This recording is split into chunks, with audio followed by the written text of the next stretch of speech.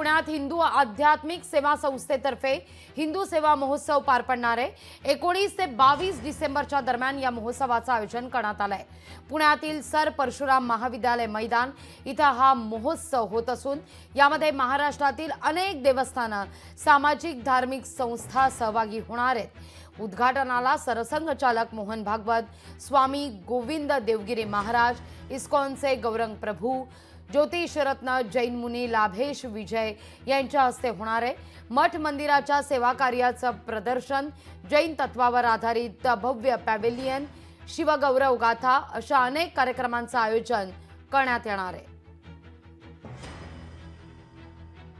संस्कार आणि सृष्टीला कसं बळ देता येईल आणि याच्यामध्ये लोकांमध्ये आपली प्रेम भावना आणि त्याच्यावर विश्वास कसा वाढेल यासाठी कार्यक्रम केले जातात।